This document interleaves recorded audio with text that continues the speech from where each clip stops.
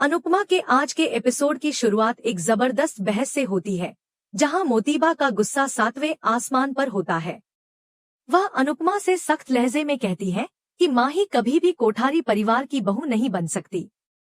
इस पर अनुपमा भी शांत लेकिन स्पष्ट स्वर में जवाब देती है कि उसे भी माही को कोठारी हाउस भेजने का कोई इरादा नहीं था, क्योंकि उस परिवार को सच सुनना तो आता नहीं, उल्टा हर बार इल्जाम लगाने में ही माहिर है।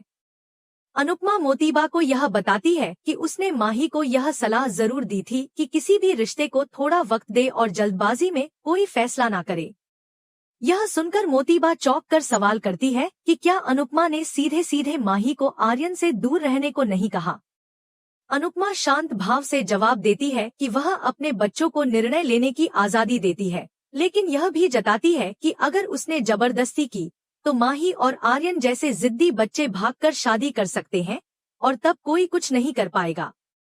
मोतीबा इस बात को नजरअंदाज करते हुए कहती है कि माही को समझाना अनुपमा का काम है और वह खुद आर्यन से बात करेगी। अनुपमा चेतावनी देती है कि कोई ऐसा कदम ना उठाया जाए जिससे बच्चे और ज्यादा भड़क जाएं। लेकिन मोतीबा उसकी बात को अनसुना करते हुए गुस्से में पलटती हैं और कहती हैं कि अनुपमा उन्हें नसीहत देना बंद करे। इसी दौरान राघव भी बातचीत में दखल देता है और कहता है कि जब वक्त ही मोतीबा को कुछ नहीं सिखा पाया तो अनुपमा क्या सिखाएगी। राघव का गुस्सा भी भड़क उठता है और वह साफ कह देता है कि माही के लिए कोठारी परिवार की बहू बनने से अच्छा है कि वह कुंवारी ही रह जाए, क्योंकि कोठारी लोग तो जुल्म को कारोबार समझते हैं। मोतीबा उसे चुप रहने को कहती है, लेकिन राघव दो टूक जवाब देता है कि अभी उसने तो आवाज ही नहीं उठाई है, अगर सच में आवाज ऊंची कर दी तो वह और उनके बेटे अब तक जेल में होते। राघव यह भी याद दिलाता है कि उसने सिर्फ केस वापस लिया था, माफ नहीं किया, और अगर जरूरत पड़ी तो फिर से केस खोल देगा और तब कोठारी परिवार के तीनों बेटे जेल जाएंगे। मोतीबा यह सुनकर घबरा जाती है और बिना कुछ कहे वहां से चली जाती है। राघव अनुपमा से माफी मांगता है कि उसने ज्यादा बोल दिया, लेकिन साथ ही माही को समझाने की गुजारिश भी करता है। अनुपमा उदासी के साथ जवाब देती है कि माही नहीं मानेगी। दूसरी तरफ अंश और प्रार्थना का सीन दिखाया जाता है, जहां प्रार्थना अंश का शुक्रिया अदा करती है कि वह उसके साथ आया। अंश मुस्कुराकर कहता है कि वह तो दोस्त है। प्रार्थना अब अपने मैनेजमेंट कोर्स को पूरा करने का निश्चय करती है और अंश उसे प्रोत्साहित करता है, क्योंकि प्रार्थना को गौतम की वजह से चिंता है। प्रार्थना बताती है कि गौतम पराग के बिजनेस को नुकसान पहुंचा सकता है और इसीलिए वह अब तक चुप रही। अंश उसे समझाता है कि डरने की जरूरत नहीं है, पराग एक होशियार बिजनेसमैन है। अगर गौतम वाकई काबिल होता तो वह अपने पारिवारिक बिजनेस को आगे बढ़ाता, न कि कोठारी हाउस के बिजनेस में रुचि लेता। अंश की बातों से प्रेरित होकर प्रार्थना अनुपमा से मिलने के लिए तैयार हो जाती है। इसके बाद लीला और पाखी को पता चलता है कि अंश और प्रार्थना एक साथ थे, तो उन्हें शक होने लगता है। जब प्रार्थना अनुपमा से मिलती है तो अनुपमा उसका स्वागत करती है और उसके पढ़ाई के फैसले का समर्थन करती है।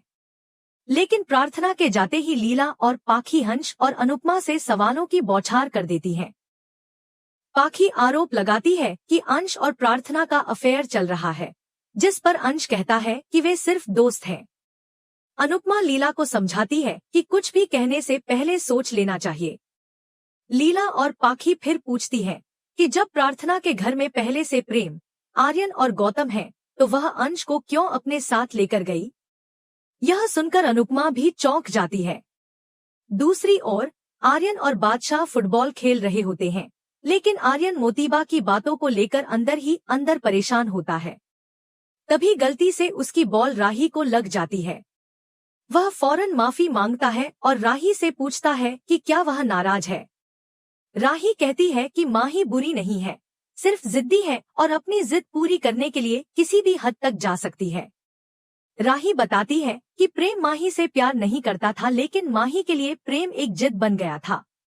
इस पर आर्यन साफ कहता है कि माही सिर्फ उससे प्यार करती है और वह उसके बारे में कुछ भी गलत नहीं सुन सकता। राही उसकी बात सुनकर हैरान रह जाती है। इसके बाद मोतीबा फिर से अनुपमा के पास पहुंचती है और इस बार तो वह और भी गुस्से में होती है। वह आरोप लगाती है कि पहले राही, फिर ईशानी, फिर माही और अब अंश, ये सब अनुपमा ने उनके परिवार के पीछे लगा दिए हैं। मोतीबा का कहना है कि अंश प्रार्थना को फंसा रहा है। अनुपमा फिर से समझाने की कोशिश करती है कि अंश और प्रार्थना सिर्फ अच्छे दोस्त हैं, लेकिन मोतीबा फिर वही पुराना रवैया दिखाती है, न कुछ समझना न सुनना। वह गुस्से में कहती है कि अगर ऐसा चलता रहा तो वह शाह परिवार से सारे रिश्ते तोड़ देगी और इसका मतलब होगा कि वह राही को कोठारी हाउस से बाहर निकाल देगी। यह सुनकर अनुपमा हक्की बक्की रह जाती है और तभी उसे एहसास होता है कि यह सब एक सपना था। वह इस सपने से डरकर जाग जाती है और गहरे विचारों में डूब जाती है, क्योंकि उसे अब यह डर सता रहा है कि अगर सच में ऐसा हुआ तो सब कुछ बिखर सकता है। यहाँ प्रेम और राही एक साथ फर्श पर फिसल जाते हैं और जिस तरह से वे एक दूसरे को थामते हैं, उस पल में पुराने झगड़े और गलतफहमियों की यादें उनके चेहरे पर उभर आती हैं। दोनों ही सोच में डूबे होते हैं कि कैसे आपसी नाराजगी ने उन्हें एक दूसरे से इतनी दूर कर दिया। प्रेम की नजरों में अब भी वह स्नेह झलकता है जो कभी उनके बीच था। वह राही से कहता है कि हमें बात करनी चाहिए, लेकिन राही तल्ख लहजे में कहती है कि जब तुम मेरी बात को समझने की कोशिश ही नहीं करते तो बात करना व्यर्थ है। वह चाहती है कि प्रेम पहले उसकी भावनाओं को समझे, उसकी चुप्पियों को सुने। दूसरी ओर प्रार्थना जब घर लौटती है तो मोतीबा उससे सवाल करती है कि वह बिना गौतम को बताए कहाँ गई थी। प्रार्थना कुछ झूठ बोलती है कि वह सिर्फ एक दोस्त से मिलने गई थी, लेकिन गौतम को यह बात हजम नहीं होती। वह व्यंग्य करता है कि अगर मिलना ही था तो घर बुला लेती, हम भी मिल लेते। मोतीबा तो जैसे सदा की तरह गौतम की तरफदारी करते हुए प्रार्थना को समझाने लगती है कि गौतम जैसा जीवन साथी हर किसी को नहीं मिलता। गौतम और प्रार्थना के बीच का तनाव धीरे धीरे उभरकर सामने आने लगता है। मोतीबा के जाते ही गौतम असली रंग दिखाता है।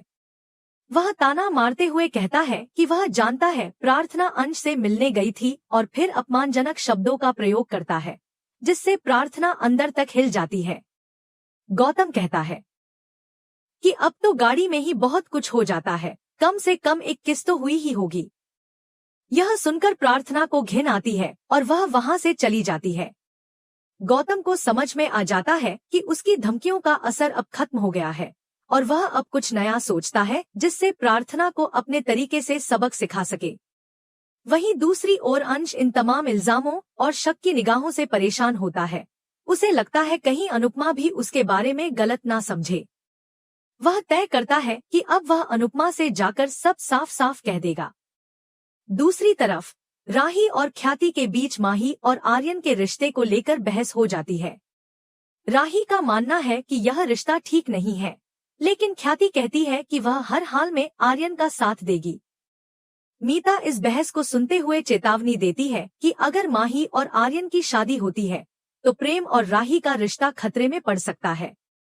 राही यह सुनकर और भी उलझन में पड़ जाती है। वहीं माही अपनी जिद में लगी रहती है।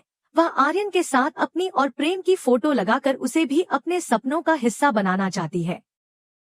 वह किसी भी कीमत पर आर्यन से शादी करना चाहती है और उसके लिए किसी भी हद तक जा सकती है।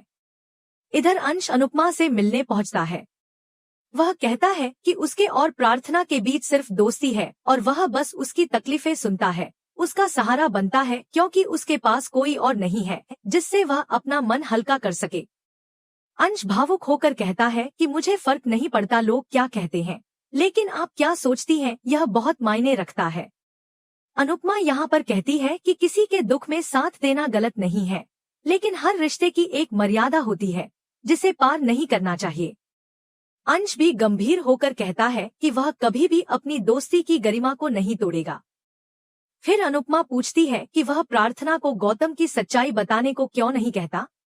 वह कहती है कि अगर पराग को गौतम का असली चेहरा दिख जाए तो शायद गौतम प्रार्थना पर हाथ उठाने से पहले 100 बार सोचेगा।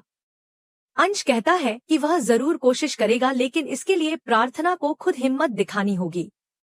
वह जाने लगता है और कहता है कि दुनिया कुछ भी कहे, लेकिन अगर कभी आपको शक हो तो मुझसे जरूर बात करना। अनुपमा मुस्कुरा कर कहती है कि उसे अंश पर पूरा भरोसा है। तभी अनुपमा को दूर से माउथ ऑर्गन की मधुर आवाज सुनाई देती है और उसके चेहरे पर चिंता के साथ साथ एक शांति की परछाई भी उतर आती है। इसी के साथ यह एपिसोड खत्म होता है। अगले एपिसोड के प्रोमो में दिखाया गया है कि प्रार्थना रात को शाह हाउस पहुंचती है और वहीं कोठारी हाउस में गौतम यह ऐलान करता है कि प्रार्थना उसे छोड़कर चली गई है क्योंकि वह पिता बनना चाहता था। तभी अनुपमा वहां पहुंचकर बीच में दखल देती है और कहती है कि अब बहुत हुआ, झूठ बोलना बंद करो। तो दोस्तों, यह एपिसोड बहुत ही भावनात्मक और उलझनों से भरा रहा। आपको क्या लगता है, क्या अंश और प्रार्थना के बीच सिर्फ दोस्ती है या कुछ और क्या गौतम अब भी प्रार्थना की जिंदगी को और ज्यादा मुश्किल बनाएगा? अपने विचार जरूर शेयर कीजिए और जुड़े रहिए अगली अपडेट के साथ।